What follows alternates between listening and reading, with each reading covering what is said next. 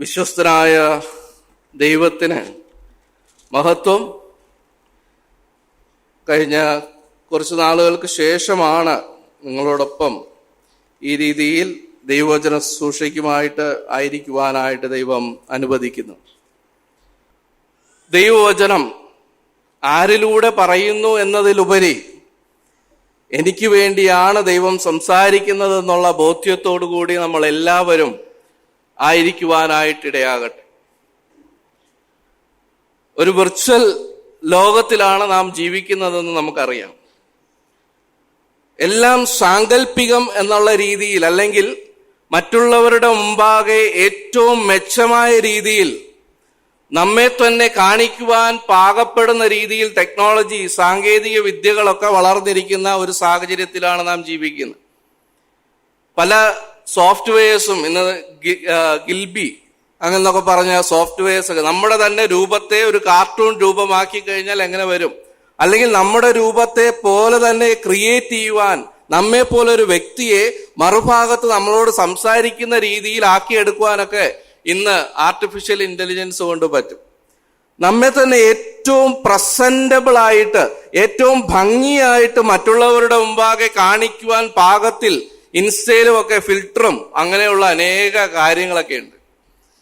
ആ രീതിയിലാണ് ലോകത്തിന്റെ മൂല്യങ്ങൾ ഒക്കെയും മുമ്പോട്ട് പോയിക്കൊണ്ടിരിക്കുന്നത്.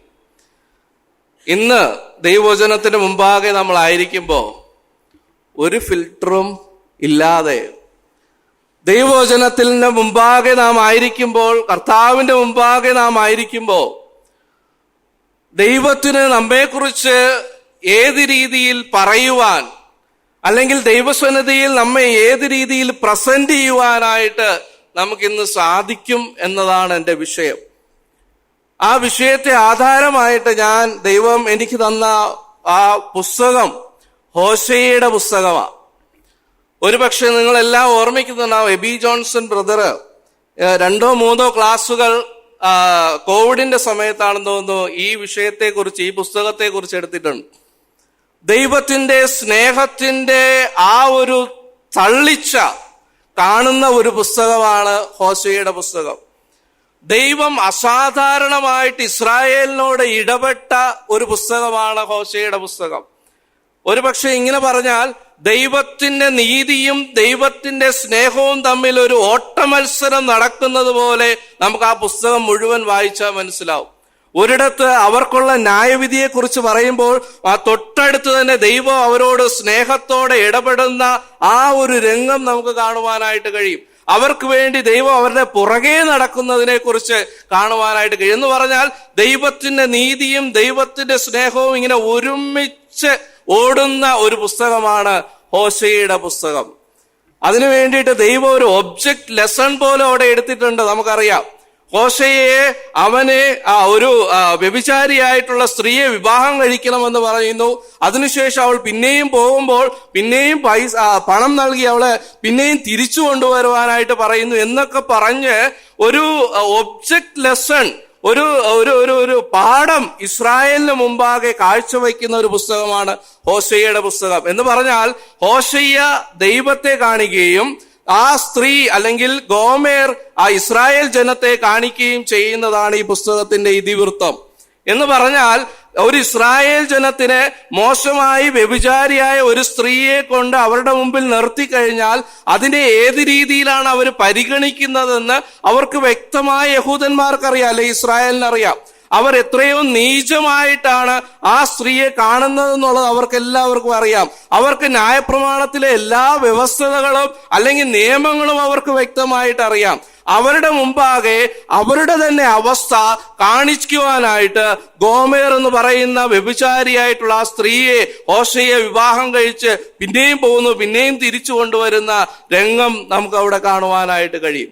എന്ന് പറഞ്ഞാൽ ഇസ്രായേലിന് എനിക്ക് മനസ്സിലായില്ല, എനിക്ക് ബോധ്യമായില്ല, ഞാൻ ഇങ്ങനെ മോശമായി പോയത് എനിക്ക് അറിയാൻ പറ്റിയില്ല എന്ന് ഒരു വിധത്തിലും പറയാൻ കഴിയാത്ത രീതിയിൽ വളരെ വ്യക്തമായിട്ട്, വളരെ ക്രിസ്റ്റൽ ക്ലിയർ ആയിട്ട് അവന്റെ പത്തറ്റിക് സിറ്റുവേഷൻ, ഇസ്രായേലിന്റെ ശോചനീയമായ അവസ്ഥ ദൈവം വരച്ചു കാണിച്ച പുസ്തകമാണ് ഹോശേയയുടെ പുസ്തകം. അവന്റെ അവസ്ഥ ഇനി എനിക്ക് ഒന്നും അറിയുവാൻ കഴിയാത്ത രീതിയിൽ വിവസ്ത്രയാക്കി, നഗ്നയാക്കി ആ ഇസ്രായേലിന് മുമ്പാകെ കാണിച്ചു കൊടുക്കുന്ന പുസ്തകമാണ് ഹോശേയയുടെ പുസ്തകം. അതുമാത്രമല്ല, ദൈവത്തിന്റെ സ്നേഹം ഏറ്റവും കൂടുതൽ വിളങ്ങി നിൽക്കുന്ന പുസ്തകമാണ് ഹോശേയയുടെ പുസ്തകം. ഇതിന് ഇന്നത്തെ ചിന്തയ്ക്ക് ആധാരമായിട്ട് ഈ പുസ്തകത്തിലെ ഏറ്റവും നല്ല, ഏറ്റവും സംക്ഷിപ്തമായിട്ട് പറയുന്ന വാക്യത്തിലേക്ക് നമുക്ക് കടക്കാം. ഹോശേയയുടെ പുസ്തകം 10-ാം അധ്യായം അതിന്റെ 12-ാമത്തെ വാക്യം. Hosea chapter 10 verse 12. അവിടെ ഇങ്ങനെ വായിക്കുന്നു: നീതിയിൽ വിതയ്ക്കുവിൻ, ദയയ്ക്കൊത്തവണ്ണം കൊയ്യുവിൻ, നിങ്ങളുടെ തരിശു നിലം ഉഴുവിൻ.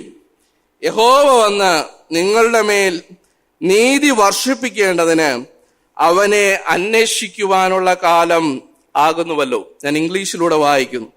So to yourself in righteousness, reap in mercy, break up your fallow ground, for it is time to seek the Lord till he come and rain righteousness upon you. It is the time to seek the Lord.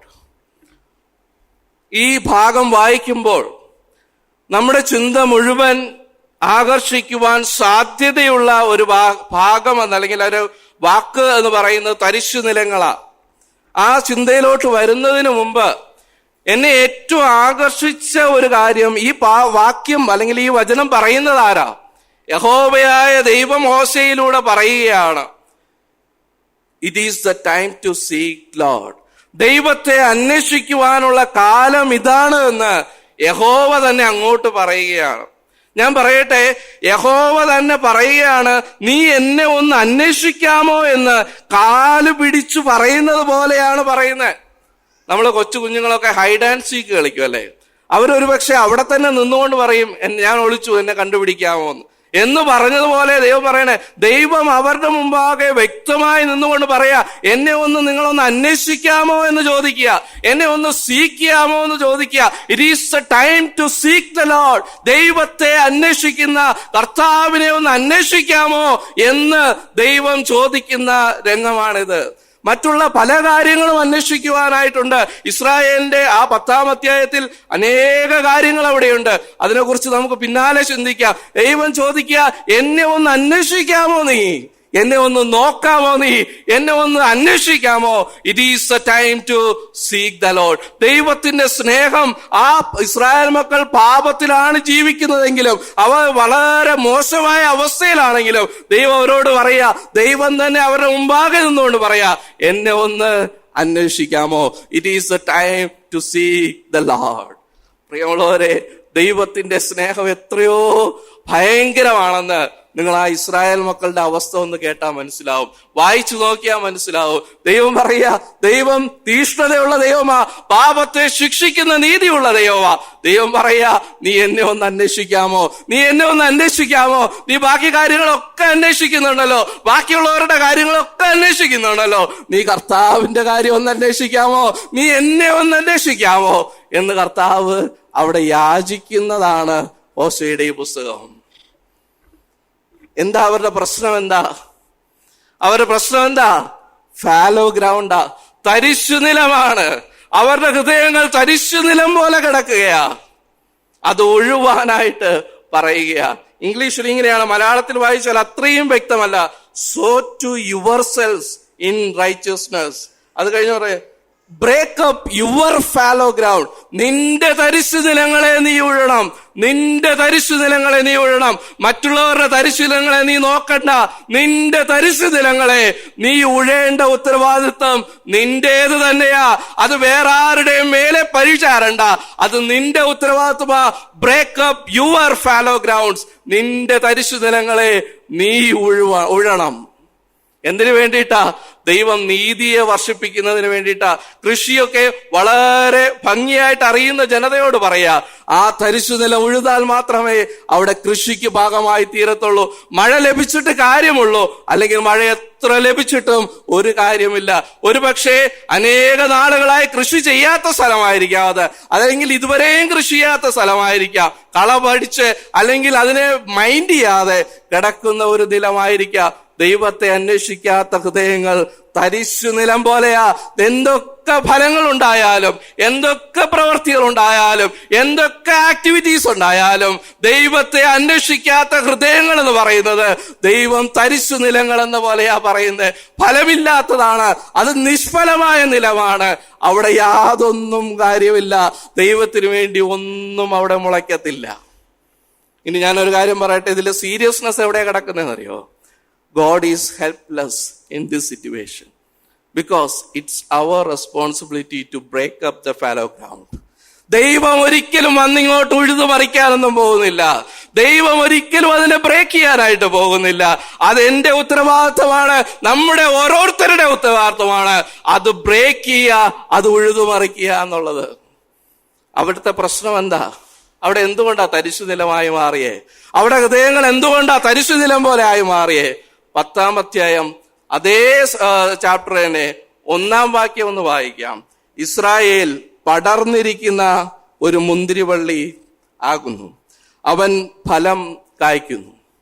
മലയാളത്തിൽ വായിക്കുമ്പോൾ വളരെ നല്ലതായിട്ട് തോന്നും. ഞാൻ അത് ഇംഗ്ലീഷിലൂടെ ഒന്ന് വായിക്കാം. Israel is an empty vine. He bringeth forth fruit unto himself. അവിടെ ഫലങ്ങളുണ്ട്. അവർ എംപ്റ്റി വൈനാണ്. അവർ ഫലം ഉണ്ടാക്കുന്നുണ്ട്. അവന് പ്രോഡക്ട്സുകളൊക്കെ ഉണ്ട്, അവന് ഫ്രൂട്ട് ഉണ്ട്. പക്ഷെ അവൻ ഫ്രൂട്ട് ഉണ്ടാക്കുന്നത് എന്തിനു വേണ്ടിയിട്ടാ?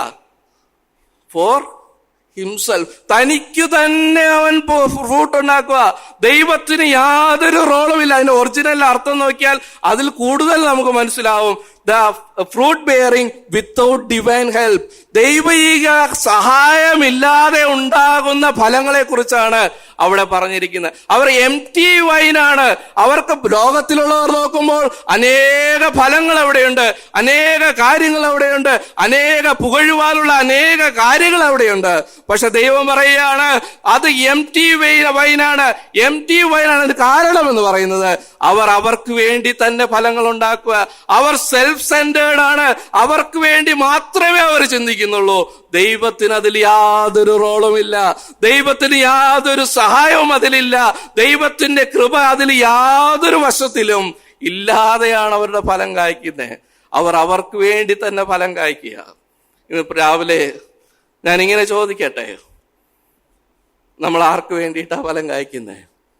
പല കാര്യങ്ങൾ നമ്മൾ ചെയ്യുന്നുണ്ടായിരിക്കാം, പല മീറ്റിങ്ങുകൾ അറ്റൻഡ് ചെയ്യുന്നുണ്ടാവാം, പല വചനശുശ്രൂഷകൾ ചെയ്യുന്നുണ്ടാവാം, പല പ്രവൃത്തികളും ചെയ്യുന്നുണ്ടാവാം. ആർക്ക് വേണ്ടിയിട്ടാ ചെയ്യുന്നത്? നമ്മുടെ കർത്താവിനെ അന്വേഷിക്കുവാൻ, കർത്താവിന് വേണ്ടിയിട്ട്, കർത്താവിന്റെ സഹായത്തിന് വേണ്ടിയിട്ട്, അവന്റെ കൃപയാലുള്ള ശുശ്രൂഷ ചെയ്യുവാനായിട്ട് നമുക്ക് കഴിയുന്നുണ്ടോ? അതോ നമുക്ക് വേണ്ടി തന്നെ ശുശ്രൂഷ ചെയ്തു പോവുകയാണോ? നമുക്ക് വേണ്ടി തന്നെ ഫലങ്ങൾ ഉണ്ടാക്കുവാനായിട്ട് ശ്രമിക്കുകയാണോ? ഇസ്രായേൽ ആ തരിശു നിലമായി തീർന്നതിന്റെ കാരണം അവർ ബുദ്ധിയിൽ നിന്ന് അവർക്ക് വേണ്ടി തന്നെ ഒരു ഫലം കായ്ക്കുക. അത് ഈ വിഷയം വളരെ സീരിയസ് ആയിട്ടുള്ള ഒരു വിഷയമാണ്. ദൈവം 8-ാം അധ്യായം 11-ാം വാക്യം നിങ്ങൾ വായിക്കുക. ഹോശേയുടെ പുസ്തകം 8-ാം അധ്യായം 11-ാം വാക്യം. അവിടെ ഇങ്ങനെ കാണുന്നു: എഫ്രീം പാപപരിഹാരത്തിനായി അനേകം യാഗപീഠങ്ങളെ ഉണ്ടാക്കിയത് കൊണ്ട് യാഗപീഠങ്ങൾ അവന് പാപഹേതുവായി തീർന്നിരിക്കുന്നു. യാഗപീഠങ്ങൾ പോലും പാപത്തിന് കാരണമായി മാറുകയാ. ഹോശയ്യ പറയുകയാണ് എഫ്രീമിന്റെ അവസ്ഥ, അല്ലെങ്കിൽ ഇസ്രായേലിന്റെ അവസ്ഥ എന്ന് പറയുന്നത് അവരുടെ യാഗപീഠങ്ങൾ പോലും പാപത്തിന് ഹേതുവായി തീരുകയാ. അവരുടെ ഫലങ്ങൾ, അവരുടെ സിൻസ് മൾട്ടിപ്ലൈ ചെയ്യുവാൻ, അവരുടെ പാപങ്ങൾ ദൈവസന്നിധിയിൽ വർദ്ധിക്കുന്നതിന് കാരണമായി തീരുകയാ. അവർ ഓരോ ഫലങ്ങൾ ഇങ്ങനെ വർദ്ധിച്ച് പ്രോഡക്റ്റ് ഇങ്ങനെ ഡെവലപ്പ് ചെയ്തുകൊണ്ടേയിരിക്കുക. അതെല്ലാം എന്തിനു വേണ്ടിയിട്ടായി തീരുന്നത്? അവരുടെ മേലുള്ള പാപത്തിന് കണക്ക് കൂട്ടിക്കൊണ്ടേയിരിക്കുക. അവരുടെ പാപം ഇങ്ങനെ പെരുക്കിക്കൊണ്ടേയിരിക്കുക. കാരണം എന്താ? അവരുടെ യാഗപീഠങ്ങളൊക്കെയും അവർക്ക് വേണ്ടി പ്രോഡക്റ്റ് ഉണ്ടാക്കുക, അവർക്ക് വേണ്ടി ഫ്രൂട്ട് ബെയർ ചെയ്യുക. ദൈവത്തിന് യാതൊരു റോളുമില്ല. പ്രിയമുള്ളവരെ, ഏതൊരു സ്ഥലമായിക്കോട്ടെ, ഏതൊരു വിശ്വാസിയുടെ ജീവിതമായിക്കോട്ടെ, ഞാനിങ്ങനെ പറയട്ടെ, ഫലങ്ങൾ ഉണ്ടാവുന്നത് നോക്കിയിട്ടല്ല സന്തോഷിക്കാനുള്ളത്, പ്രവൃത്തികളുടെ ഔട്ട്വേർഡ് അപ്പിയറൻസ് നോക്കിയിട്ടല്ല നിങ്ങൾ വിലയിരുത്താനുള്ളത്. കർത്താവിന്റെ നടത്തിപ്പോടുകൂടി, കർത്താവിന്റെ സഹായത്തോടുകൂടി അവിടെ ഫലം ഉണ്ടാകുന്നുണ്ടോ എന്നുള്ളത് നമ്മൾ പരിശോധിക്കണം. അവർക്ക് വേണ്ടി ഫലമുണ്ടാക്കുന്നവരെ ദൈവത്തിന് ആവശ്യമില്ല. നമുക്ക് വേണ്ടി തന്നെ ഫലമുണ്ടാക്കുന്നതിന് ദൈവത്തിന് ആവശ്യമില്ല. ഞാനിങ്ങനെ പറയട്ടെ, തിരുമല സഭയിലെ വിശ്വാസികളോട് ഞാൻ എന്നോട് ചേർത്ത് പറയുകയാണ്, പ്രിയമുള്ളവരെ, നമ്മുടെ സഭയിലെ ശുശ്രൂഷകൾ നമുക്ക് തന്നെ ആത്മപ്രയോജനം അല്ലെങ്കിൽ നമുക്ക് തന്നെ ചീർക്കുവാൻ വേണ്ടിയിട്ടുള്ളതായി മാറരുത്. നമ്മൾ അത് ദൈവത്തിന്റെ സഹായത്താൽ, ദൈവത്തിന്റെ ആത്മീയ വർധനയ്ക്ക് മാത്രം ഉതകുന്നതായിട്ട് നമ്മൾ മാറണം. ആത്മാവിന്റെ നടത്തിപ്പിനാലുള്ള പ്രവർത്തികളായിട്ട് നമ്മുടെ ശുശ്രൂഷകൾ മാറണം. അതേ ദൈവസന്നിധിയിൽ വാല്യൂ ഉള്ളൂ, അതേ ദൈവസന്നിധിയിൽ മാന്യമായിട്ടുള്ളൂ. ഞാൻ എന്നോടുകൂടെ ചേർത്ത് പറയുക, പ്രിയമുള്ളവരെ, നമ്മുടെ ഹൃദയങ്ങൾ തരിശു നിലമാവാനായിട്ടുള്ള ഒരു കാരണം അത് ദൈവസന്നിധിയിൽ നാം നമുക്ക് വേണ്ടി മാത്രം ചിന്തിക്കണ, നമ്മുടെ ഭാഗം മാത്രം ചിന്തിക്കുന്നത് കൊണ്ടാ. വേറെ ഒന്നും നമ്മൾ ചിന്തിക്കുന്നില്ല. കർത്താവ് 10-ാം വാക്യത്തിൽ 12-ാം വാക്യത്തിൽ എന്താ പറയുന്നത്? എന്നെ ഒന്ന് അന്വേഷിക്കാമോ, എന്നെ ഒന്ന് അന്വേഷിക്കാമോ. രണ്ടാമത്തെ കാരണം അതിന് 2-ാമത്തെ വാക്യത്തിൽ വായിക്കുന്നുണ്ട്. വളരെ സീരിയസ് ആയിട്ടുള്ള ഒരു വിഷയമാണ് അവിടെ പറയുന്നത്. ഞാൻ മറ്റൊരിടത്തും ഈ രീതിയിൽ ദൈവാത്മാവ് എഴുതിയിട്ടുള്ളത് എനിക്ക് അറിയത്തില്ല, ഉണ്ടാവുമോ എന്ന് എനിക്ക് അറിയത്തില്ല. അവിടെ വാക്യം തുടങ്ങുന്നത് ഇങ്ങനെയാണ്: അവരുടെ ഹൃദയം ഭിന്നിച്ചിരിക്കുന്നു, ഇപ്പോൾ അവർ കുറ്റക്കാരായി തീരും. ഇംഗ്ലീഷിൽ ഇങ്ങനെയാണ്: their heart is divided, now shall they be found faulty. അവരുടെ ഹൃദയം ഭിന്നിച്ചിരിക്കുക. വളരെ സീരിയസ് ആയിട്ടുള്ള വിഷയമാണ് ദൈവാത്മാവോടെ എഴുതിയിരിക്കുന്നത്. ഇതിന്റെ പ്രശ്നം എന്നാൽ ഇറ്റ് ഈസ് എ ക്രോണിക് ഡിസീസാ. കാലിലോ കയ്യിലോ ഒക്കെ മുറിഞ്ഞാൽ നമുക്ക് എന്തെങ്കിലുമൊക്കെ ചെയ്ത് ശരിയാക്കാം. ഇവിടുത്തെ പ്രശ്നം എവിടാ? അവിടെ ഹൃദയം ഭിന്നിച്ചിരിക്കുക. പുറമേ ഒന്നും കാണുവാനായിട്ടില്ല, പുറമേ ഒന്നും ഒരു പ്രശ്നവുമില്ല, പക്ഷെ ഹൃദയം ഭിന്നിച്ചിരിക്കുക, ഹൃദയം ഡിവൈഡ് ആയിരിക്കുക, ഹാർട്ട് ഡിവൈഡ് ആയിരിക്കുക. അതിന് ഒറിജിനൽ അർത്ഥം 2 ഉണ്ട്. ഒന്ന്, ഈക്വൽ ആയിട്ട് ഒരുപോലെ പങ്കിട്ട് കൊടുത്തിരിക്കുക.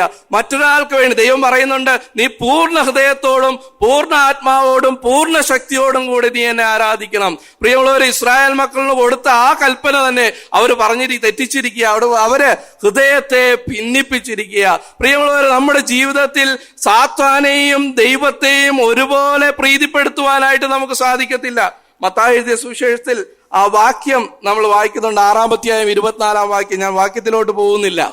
അവിടെ കാണുന്നുണ്ട്, ദൈവത്തെയും മാമോനെയും നിനക്ക് ഒരുമിച്ച് സേവിക്കുവാനായിട്ട് കഴിയത്തില്ല. നമ്മുടെ പ്രയോറിറ്റീസ് ദൈവത്തിനും സാത്താനുമായിട്ട് ഡിവൈഡ് ചെയ്ത് കൊടുക്കുവാൻ സാധിക്കുകയില്ല. ഹൃദയം ഭിന്നിച്ചിരിക്കുക. നമ്മുടെ കുടുംബത്തിൽ നമ്മുടെ ആ ഏക ഹൃദയത്തിലായിരുന്നാൽ മാത്രമേ ദൈവത്തിന് പ്രവർത്തിക്കുവാനായിട്ട് സാധിക്കത്തുള്ളൂ. നമ്മുടെ സഭയിൽ ഹൃദയം ഭിന്നിച്ചിരുന്നാൽ അത് ദൈവത്തിന് പ്രവർത്തിക്കുവാൻ സാധിക്കയില്ല. ഒരു സഭയിൽ ദൈവാത്മാവ് പ്രവർത്തിക്കുന്നത് എങ്ങനെയാണെന്ന് അറിയാവോ? നമ്മൾ വേദപുസ്തകത്തെ വായിച്ചാൽ മനസ്സിലാവും. ഒരേ ആത്മാവിനാൽ വ്യാപരിക്കുന്ന ശക്തിയിന്മേൽ നിന്നാണ് ദൈവത്തിന്റെ പ്രവർത്തനം ദൈവം നടത്തുന്നത്. ഭിന്നിച്ചിരുന്നു കഴിഞ്ഞാൽ, അത് ഡിവൈഡായി പോയി കഴിഞ്ഞാൽ ദൈവത്തിന് പ്രവർത്തിക്കുവാൻ സാധിക്കുകയില്ല. God is helpless in that situation. അത് ദൈവത്തിന്റെ കുഴപ്പമല്ല, ഇറ്റ്സ് our problem. ഞാൻ പറയട്ടെ, ഹൃദയം ഭിന്നിച്ചിരുന്നാൽ ദൈവാത്മാവിന് പ്രവർത്തിക്കുവാൻ ഇന്നുവരെയും ലോക ചരിത്രത്തിൽ സാധിച്ചിട്ടില്ല. ദൈവം ഒരുമിച്ച് നിന്നാൽ, ദൈവാത്മാവിനാൽ ഒരേ ഹൃദയത്തോടെ നിന്നാൽ, ഒരേ ലക്ഷ്യത്തോടെ നിൽക്കുന്നവന് മാത്രമേ ദൈവത്തിനെ ആശ്രയിച്ചിട്ടുള്ള ഫലങ്ങൾ ഉണ്ടാകത്തുള്ളൂ. അല്ലെങ്കിൽ ഹൃദയം തടിച്ചിരിക്കും, ഹൃദയം കഠിനമായി കൊണ്ടിരിക്കും. ദൈവത്തിന് വേണ്ടിയിട്ടുള്ള ഒരു ഫലങ്ങളും ഉണ്ടാകുവാനായിട്ടുള്ള സാധ്യതകളില്ല. ഫലങ്ങൾ കാണുവാനായിട്ട് പറ്റുമായിരിക്കും. അത് തനിക്ക് തന്നെ ഉണ്ടാക്കുന്ന ഫലങ്ങളായി മാറും. രണ്ടാമത്തെ അർത്ഥം എന്താണെന്നറിയോ? ഹൃദയം ഭിന്നിച്ചിരിക്കുന്നുള്ള, ഫ്ലാറ്ററിങ് ഇൻ ഹാർട്ട്. മുഖസ്തുതി കൊണ്ട് തന്റെ ഹൃദയത്തെ തന്നെ, ആ ഹൃദയം തന്നെ പറയും, നീ ചെയ്യുന്നത് ശരിയാടാ, നീ ചെയ്യുന്നത് ശരിയാ, നീ റൈറ്റ് ആയിട്ടാ ചെയ്യുന്നേ, നീ എല്ലാം ശരിയായിട്ടാ ചെയ്യുന്നേ എന്ന് പറഞ്ഞ് നമ്മുടെ ഹൃദയം തന്നെ നമ്മളോട് പറയും. നമ്മുടെ ഹൃദയം തന്നെ നമ്മോട് പറയും, നീ റൈറ്റ് ട്രാക്കിലാ. ഇതാണ് ഏറ്റവും ഡേഞ്ചറസ് സിറ്റുവേഷൻ. നമ്മുടെ ഹൃദയം തന്നെ പറയും, നീ ശരിയാണ്, നീ പറയുന്നതൊക്കെ ശരിയാ, നിന്റെ ഭാഗം മുഴുവൻ ശരിയാ എന്ന് ഹൃദയം പറയും. ഇത് ഏറ്റവും ഡേഞ്ചറസാ. കാരണം ഇതനുസരിച്ചാ നമ്മൾ പ്രവർത്തിക്കാൻ പോകുന്നത്, ഇതനുസരിച്ചാ നമ്മൾ സംസാരിക്കാൻ പോകുന്നത്. പ്രിയമുള്ളവരെ, ഈ യിരെമ്യാ പ്രവചനം, ആ വാക്യം കൂടെ ഒന്ന് വായിച്ചിട്ട് പോവാം. യിരെമ്യാ പ്രവചനം 17:9 അവിടെ പറയുന്നുണ്ട് ഹൃദയത്തിന്റെ കാര്യം എന്താ. യിരെമ്യാവിന്റെ പുസ്തകം 17-ാം അധ്യായം അതിന്റെ 9-ാമത്തെ വാക്യം. ഹൃദയം എല്ലാറ്റിനേക്കാളും കപടവും വിഷമുള്ളത് എന്ന് പറയുക. അത് ആരാഞ്ഞറിയുന്നവൻ ആർ? ഹൃദയം ഇംഗ്ലീഷിൽ ആ വാക്ക് വരുന്നത് verse 9. The heart is deceitful above all things. എല്ലാറ്റിനേക്കാളും കപടം നിറഞ്ഞതായി ഹൃദയം. ഈ ഹൃദയം നമ്മോട് തന്നെ സംസാരിക്കുക, നീ ശരിയാണ്, നീ എല്ലാം പെർഫെക്റ്റ് ആണ്, നിനക്ക് യാതൊരു കുഴപ്പമില്ല, നീ അതിൽ തന്നെ മുറുകെ പിടിച്ചു നിന്നോ എന്നിങ്ങനെ പറയും. ഹൃദയം ഏറ്റവും കപടതയുള്ളവരാണ്. പുതിയ നിയമത്തിലേക്ക് വരുമ്പോൾ നമ്മെ നശിപ്പിക്കുന്നത് എവിടെ നിന്നാ പുറപ്പെടുന്നത്? നിന്റെ ഹൃദയത്തിൽ നിന്ന് പുറപ്പെടുന്നതാ അതിന്റെ നശിപ്പിക്കുന്നത്. പ്രിയമുള്ളവരെ, we should be very very careful. This is A chronic disease. ഇത് ഹൃദയത്തെ ബാധിക്കുന്ന വിഷയമാ. ആർക്കെങ്കിലും ചെറിയൊരു ബ്ലോക്ക് ഉണ്ട്, ചെറിയൊരു പ്രശ്നമുണ്ട്, ചെറിയൊരു ക്ലോട്ട് ബ്ലഡ് വെസലുണ്ട്, ഹാർട്ടിലേക്കുള്ള ബ്ലഡിൽ വെസലില് ഇത് ബ്ലോക്ക് ഉണ്ടെന്ന് പറഞ്ഞു കഴിഞ്ഞാൽ നമ്മൾ ആരെങ്കിലും അത് നെഗ്ലക്ട് ചെയ്യോ? അത് സീരിയസ്, അത് ചെറുതല്ലേ എന്ന് പറഞ്ഞ് വിടുമോ? അത് പ്രശ്നമല്ല എന്ന് പറഞ്ഞ് വിടുമോ? അല്ലെങ്കിൽ അത് ക്രമേണ ശരിയായിക്കൊള്ളുമെന്ന് പറഞ്ഞ് വിടുമോ? അത് ഏതു സമയത്തും നമ്മളെ തകർക്കുവാൻ, നമ്മെ മരിക്കുവാനായിട്ട് പാകത്തിലുള്ളതാണെന്ന് നമ്മൾ മനസ്സിലാക്കണം. ഹൃദയം അത് ഏറ്റവും കപടതയുള്ളതാ. അത് സെൽഫായിട്ട് നമ്മളെ ഒരുപക്ഷെ പുകഴ്ത്തുമായിരിക്കും, നീ ശരിയാണെന്ന് പറഞ്ഞ് നിന്നെ അതിൽ തന്നെ നിർത്തുമായിരിക്കും. പ്രിയമുള്ളവരെ, ദൈവത്തെ അന്വേഷിക്കുവിൻ. നിന്റെ ഹൃദയത്തിലേക്കും നിന്റെ ബുദ്ധിയിലേക്കും നിന്റെ വിവേകത്തിലേക്കും നീ തിരിയരുതേ. അങ്ങനെ ഇസ്രായേൽ മക്കൾ തിരിഞ്ഞതുകൊണ്ട് എന്ത് പറ്റി? അവരുടെ നിലങ്ങൾ തരിശു നിലമായി മാറി. ദൈവം ചോദിക്കുക, നീ എന്നെ ഒന്ന് അന്വേഷിക്കാമോ? പ്രിയമുള്ളവരെ, ഒരേ ഒരു സൊല്യൂഷൻ ഇതിലുള്ളൂ, ദൈവത്തെ നമ്മൾ അന്വേഷിക്കണം. ഈ ഹൃദയത്തിന്റെ അവസ്ഥ പറഞ്ഞു കഴിഞ്ഞ് 3-ാം വാക്യം, 10-ാമത്തെ ഹോശേയുടെ പുസ്തകം 10-ാം വാക്യം 3-ാം വാക്യത്തിലേക്ക് വരുമ്പോൾ, ഇപ്പോൾ അവൻ നമുക്ക് രാജാവില്ല, നാം യഹോവയെ ഭയപ്പെടുന്നില്ലല്ലോ. നാം യഹോവയെ ഭയപ്പെടുന്നില്ലല്ലോ. ഒരു ഗൈഡൻസും അവർക്കില്ല. എല്ലാവരും തോന്നിയപാടെ ജീവിക്കുക, എല്ലാവരും അവരവരുടെ ഇഷ്ടത്തിനനുസരിച്ച് ജീവിക്കുക. ഒരു ഗൈഡൻസും അവർക്കില്ല, ഒരു രാജാവ് അവർക്കില്ല. അവർ പറയുക, നാം യഹോവയെ ഭയപ്പെടുന്ന പോലും ഇല്ലല്ലോ. No fear of God. ദൈവഭയം ഇല്ലാത്ത ഇസ്രായേൽ ജനം. പ്രിയമുള്ളവരെ, നമ്മൾ ദൈവത്തെ ഭയപ്പെടുന്നുണ്ടോ? സങ്കീർത്തനം അതിൻ്റെ 36-ാം അധ്യായത്തിൽ വളരെ മനോഹരമായിട്ട് ദൈവാത്മാവ് എഴുതിയിരിക്കുന്ന ഒരു വാക്യമാണ്. 36-ാം അധ്യായം അതിൻ്റെ 1 മുതൽ 4 വരെയുള്ള വാക്യങ്ങളിൽ ദൈവാത്മാവ് പറയുന്ന വാക്യം ദൈവഭയം ഇല്ലാത്തവരുടെ അവസ്ഥയെക്കുറിച്ച് അവിടെ പറയുന്നു. ഞാൻ ഇങ്ങനെ വായിക്കുവാനായിട്ട് ആഗ്രഹിക്കുന്നു. ദുഷ്ടന്, സാംസ് 36 വേഴ്സ് 1-4, ദുഷ്ടന് തന്റെ ഹൃദയത്തിൽ പാപോപദേശമുണ്ട്, അവന്റെ ദൃഷ്ടിയിൽ ദൈവഭയം ഇല്ല, തന്റെ കുറ്റം തെളിഞ്ഞ് വെറുപ്പായി തീരുകയില്ല എന്നിങ്ങനെ അവൻ തന്നോട് തന്നെ മധുരവാക്ക് പറയുന്നു. അവന്റെ വായിലെ വാക്കുകൾ അകൃത്യവും വഞ്ചനയുമാകുന്നു. ബുദ്ധിമാനായിരിക്കുന്നതും നന്മ ചെയ്യുന്നതും അവൻ വിട്ടുകളഞ്ഞിരിക്കുന്നു. അവൻ തന്റെ കിടക്കമേൽ അകൃത്യം ചിന്തിക്കുന്നു. കൊള്ളരുതാത്ത വഴിയിൽ അവൻ നിൽക്കുന്നു. ദോഷത്തെ വെറുക്കുന്നതും ഇല്ല. ദൈവഭയമില്ലാത്തതിന്റെ പ്രശ്നങ്ങൾ ഓരോന്നോരോന്നായിട്ട് ആ 4 വാക്യത്തിൽ പറയുന്നുണ്ട്. ഒന്നാമത് പറയുന്നത്, അവന് ഒരു റിപ്പൻഡൻസും ഇല്ല. ശരിയായ ട്രൂ റിപ്പന്റൻസ് ഇല്ലാതെ, മാനസാന്തരമില്ലാതെ, ആ വാക്യം ഇങ്ങനെയാ പറയുന്നത്, തന്റെ കുറ്റം തെളിഞ്ഞ് വെറുപ്പായി തീരുകയില്ല എന്ന് അവൻ തന്നോട് തന്നെ മധുരവാക്ക് പറയുക. തന്നോട് തന്നെ പറയുകയാണ്, എന്റെ കുറ്റം തെളിഞ്ഞിട്ട് അത് വെറുപ്പായി തീരുകയില്ല എന്ന് തന്നോട് തന്നെ പറയുക. ഇതെപ്പോഴാ ഉണ്ടാവുന്നേ? ദൈവഭയം ഇല്ലാത്തപ്പോഴാ. അവൻ ബുദ്ധിമാനല്ല, നന്മ ചെയ്യുന്നത് അവൻ വിട്ടുകളഞ്ഞിരിക്കുക. നന്മ ചെയ്യുന്നത് ബുദ്ധിമുട്ടാ, നന്മ ചെയ്യുന്നതിനോട് താല്പര്യമില്ല. അത് കഴിഞ്ഞ് പിന്നെയും പറയാ 4-ാം വാക്യത്തിൽ, അവൻ കിടക്കുമ്പോഴെന്താ ചിന്തിക്കുന്നേ? അകൃത്യം ചിന്തിച്ചുകൊണ്ടിരിക്കുക. പ്രിയമുള്ളവരെ, വളരെ സീരിയസ് വിഷയമാണ് ഇത്. വേറെ ലഘുവായിട്ട് നിങ്ങൾ ആരും എടുക്കരുത്. നമ്മൾ നോക്കുക, എന്റെ ഹൃദയം ഈ തരിശു നിലമായിട്ട് കിടക്കുന്നുണ്ടെങ്കിൽ ദൈവഭയം ഇല്ലാതെയാണോ ഈ നാളുകളിലായിരിക്കുന്നത്? എന്റെ ദൈവസന്നിധിയിൽ ഹൃദയം ഭിന്നിച്ചു പോയിട്ടുണ്ടോ? എന്റെ കൂട്ടു സഹോദരങ്ങളോട്, അല്ലെങ്കിൽ എന്റെ ഭാര്യയോട്, എന്റെ ഭർത്താവിനോട് എന്റെ ഹൃദയം ഭിന്നിച്ചു പോയിട്ടുണ്ടോ? എന്റെ വീട്ടിൽ, അല്ലെങ്കിൽ എന്റെ ഹൃദയത്തിൽ തന്നെ എന്റെ ഹൃദയം മാമോനും ദൈവത്തിനുമായിട്ട് ഡിവൈഡ് ചെയ്ത് കൊടുത്തിട്ടുണ്ടോ? ഭിന്നിപ്പിച്ചു കൊടുത്തിട്ടുണ്ടോ? അതോ എന്റെ ഹൃദയം തന്നെ പറയുന്നതിനനുസരിച്ച് നീ നല്ലതാണ്, നീ സൂപ്പറാണ് എന്ന് പറയുന്നത് കേട്ട് മുമ്പോട്ട് പോവുകയാണോ? അതോ നമുക്ക് തന്നെ ഫലങ്ങൾ ഉണ്ടാക്കുന്നവരായി നാം മാറുന്നുണ്ടോ? പ്രിയമുള്ളവരെ, ഇത് വളരെ സീരിയസ് ആ. ഇത് ആർക്കും വേണ്ടി സ്പെസിഫിക് ആയിട്ട് ദൈവം പറയുന്നതല്ല. ഇസ്രായേൽ മക്കളോട് പറഞ്ഞെങ്കിൽ ഇത് നമുക്ക് എല്ലാവർക്കും ഒരുപോലെ ഇത് ആപ്ലിക്കബിൾ ആണ്. കേൾക്കുന്ന നിങ്ങൾക്കും ആപ്ലിക്കബിൾ ആണ്. ഇത് ആരൊക്കെ ഇനി കേൾക്കും അവർക്ക് എല്ലാവർക്കും ആപ്ലിക്കബിൾ ആ. ഈ നിൽക്കുന്ന എനിക്ക് അതിനേക്കാൾ ആപ്ലിക്കബിൾ ആ. ഞാൻ ഇങ്ങനെ പറയട്ടെ, ഈ ദിവസങ്ങളിൽ നമ്മൾ ഏറ്റവും ചിന്തിക്കേണ്ട വിഷയം, നാം കർത്താവിനെ അന്വേഷിക്കുന്നുണ്ടോ? ബാക്കി കാര്യങ്ങളൊക്കെ അന്വേഷിക്കുന്നുണ്ടല്ലോ. കർത്താവിനെ അന്വേഷിക്കാനായിട്ട് തയ്യാറാവോ? കർത്താവ് വളരെ ദയനീയ ഭാവത്തോടു കൂടി, നീ എന്നെ ഒന്ന് അന്വേഷിക്കാമോ?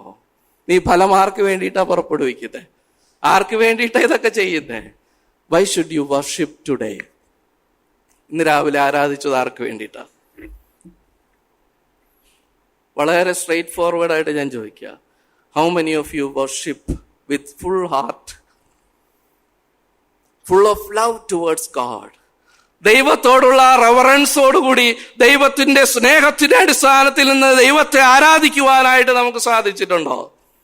ആ സന്തോഷത്തിൽ നിന്നുകൊണ്ട് ദൈവത്തെ ആരാധിക്കുവാൻ സാധിച്ചിട്ടുണ്ടോ? കർത്താവ് ഇന്ന് നമ്മുടെ സന്നിധി വന്നിരിപ്പില്ലല്ലോ. സ്വർജൻ സാറൊക്കെ വലിയ വേദികളിലൊക്കെ അവർ വലിയ ചീഫ് ഗസ്റ്റിനെ കൊണ്ടിരുത്തി. അവരാരെങ്കിലും മൈൻഡ് ചെയ്യാതെ അവിടെയുള്ള ശുശ്രൂഷകൾ ഇങ്ങനെ നടന്നു പോയാൽ എന്തായിരിക്കും അവരുടെ അവസ്ഥ? They feel shamed. അവരെ നാണം കെടുത്തി വിടുന്നതിന് തുല്യവാ. പ്രിയമുള്ളവരെ, ദൈവത്തെ ആരാധിക്കുവാൻ സഭയായിട്ട് കൂടി വന്നിരിക്കുമ്പോൾ ദൈവത്തെ ആത്മാർത്ഥമായി, ദൈവത്തെ ചിന്തിക്കാതെ, ദൈവം നമുക്ക് വേണ്ടി ചെയ്തത് ആലോചിക്കാതെ, നമ്മൾ വേറെ എന്തെങ്കിലും ചിന്തിച്ചുകൊണ്ടാണ് ദൈവത്തെ ആരാധിക്കണമെന്നുള്ള പേരിൽ ഇവിടെ ഇരിക്കുന്നതെങ്കിൽ ദൈവത്തെ നാണം കെടുത്തി വിടുന്നതിന് തുല്യമാണ്. This is a serious thing. പുറമെ എല്ലാ കാര്യങ്ങളും നടക്കുന്നുണ്ടാവും, എല്ലാ പാട്ടും പാടുന്നുണ്ടാവും, എല്ലാ തോട്ട്സും പറയുന്നുണ്ടാവും. ഞാൻ ഇങ്ങനെ പറയട്ടെ, ദൈവം ഇന്ന് നമ്മുടെ ഹൃദയങ്ങളിലേക്ക് നോക്കുമ്പോൾ നമുക്ക് എത്ര പേർക്ക് ആത്മാർത്ഥമായിട്ട് പറയാൻ പറ്റും, I worship God with full of love and gratitude? പറയാൻ പറ്റുമോ പ്രിയമുള്ളവരെ? ഇത് ദൈവം നമ്മളോട് ഇന്ന് സംസാരിക്കുന്നുണ്ടെങ്കിൽ നമുക്ക് വേണ്ടി തന്നെ ഉള്ളതാ. ഇതെനിക്ക് വേണ്ടി തന്നെ ഉള്ളതാ. വേറെ ആരുടെ മേലോട്ട് ഇത് ഇടണ്ട. എനിക്ക് വേണ്ടിയിട്ട് ദൈവം പറയുന്നതാ. ഈ വിഷയം ഞാൻ മുന്നോട്ട് പോകുവാനായിട്ട് ആഗ്രഹിക്കുക. ഇതിന്റെ പ്രശ്നം എന്താ? ഈ ദൈവഭയം ഇല്ലാത്തതിന്റെ പ്രശ്നം എന്താ? ലേവ്യ പുസ്തകം 25-ാം അധ്യായം അതിന്റെ 43-ാം വാക്യം കൂടെ വായിക്കുവാനായിട്ട് ആഗ്രഹിക്കും. Leviticus chapter 25 verse 43. അവിടെ ഇങ്ങനെ കാണുന്നു, അവരോട് കാഠിന്യം പ്രവർത്തിക്കരുത്. 42 കൂടെ ഞാൻ ചേർത്ത് വായിക്കാം. അവർ മിസ്രയീം ദേശത്ത് നിന്ന് ഞാൻ കൊണ്ടുവന്ന എന്റെ ദാസന്മാരാകൊണ്ട് അവരെ അടിമകളായി വിൽക്കരുത്. അവരോട് കാഠിന്യം പ്രവർത്തിക്കരുത്. നിന്റെ ദൈവത്തെ ഭയപ്പെടണം. കൂട്ടു സഹോദരന്മാരോട് അനുകമ്പയുണ്ടാകണം, കമ്പാഷൻ ഉണ്ടാകണം, മേഴ്സി ഉണ്ടാകണം, കരുണയുണ്ടാകണം, ദയയുണ്ടാകണം. അവരോട് കഠിനമായിട്ട് ഇടപെടരുത്, കഠിനമായിട്ട് സംസാരിക്കരുത്. അവരെ മുറിവേൽപ്പിക്കരുത്, ഹൃദയത്തിൽ മുറിക്കരുത്. അവൻ പറയാ, ദൈവത്തെ ഭയപ്പെടണം. ദൈവത്തെ യഥാർത്ഥമായി ഭയപ്പെടുന്നവർക്ക് മറ്റൊരു വ്യക്തിയോട് കാഠിന്യമായിട്ട് പ്രവർത്തിക്കുവാൻ സാധിക്കത്തില്ല. ഇസ്രായേൽ മക്കളുടെ ഹൃദയം തരിശു നിലമായതിനൊരു കാരണം അവർ കഠിനമായി മറ്റുള്ളവരോട് പ്രവർത്തിച്ചു. അവർക്ക് ദൈവഭയം ഇല്ലാതെയാണ് അവർ പ്രവർത്തിച്ചത്. ഓശയുടെ പുസ്തകത്തിലേക്ക് ഞാൻ പിന്നെയും മടങ്ങി വരാം. അവരുടെ പ്രശ്നം അവിടെ കൊണ്ടൊന്നും തീരുന്നില്ല. പിന്നെയും 4-ാം വാക്യത്തിലേക്ക് വരും, വേഴ്സ് 4, ചാപ്റ്റർ 10 വേഴ്സ് 4. അവിടെ കാണുന്നുണ്ട്, അവർ വൃഥാ വാക്കുകൾ സംസാരിച്ച് ഉടമ്പടി ചെയ്യുന്നതിൽ കള്ളസത്യം ചെയ്യുന്നു. They have no truth in their life. അവരുടെ ജീവിതത്തിൽ സത്യമേ ഇല്ല. കള്ളസത്യം ചെയ്യുന്നവരായിട്ട് അവര് മാറുകയാണ്.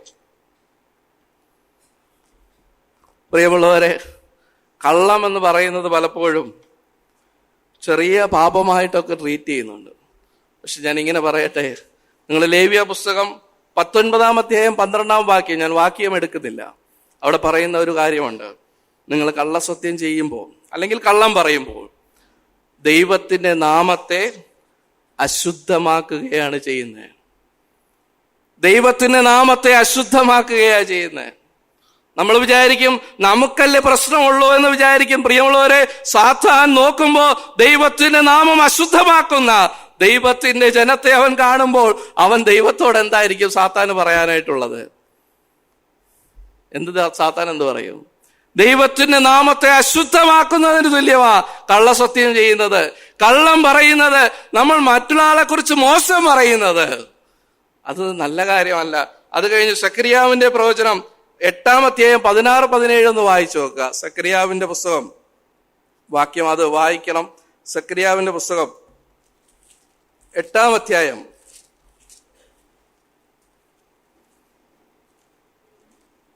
അതിന്റെ വേഴ്സ് 60, 16, 17 വാക്യങ്ങൾ. അവിടെ ഇങ്ങനെ കാണുന്നു,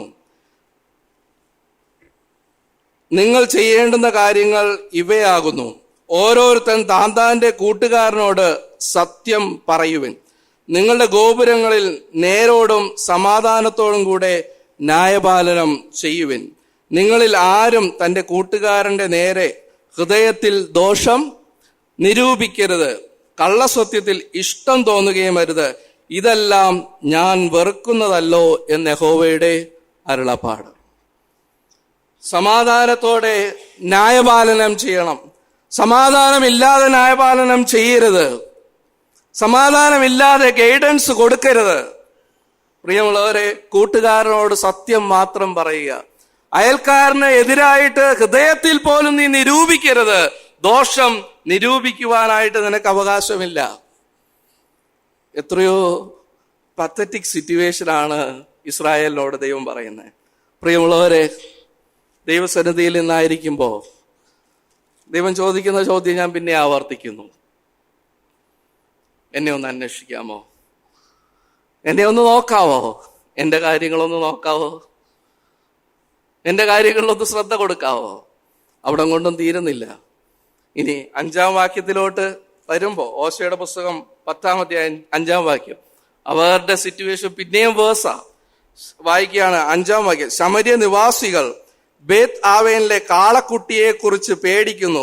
അതിലെ ജനം അതിനെക്കുറിച്ച് ദുഃഖിക്കുന്നു. അതിന്റെ പൂജാരികൾ അതിനെക്കുറിച്ച്, അതിന്റെ മഹത്വം അതിനെ വിട്ടുപോയതുകൊണ്ട് അതിനെക്കുറിച്ച്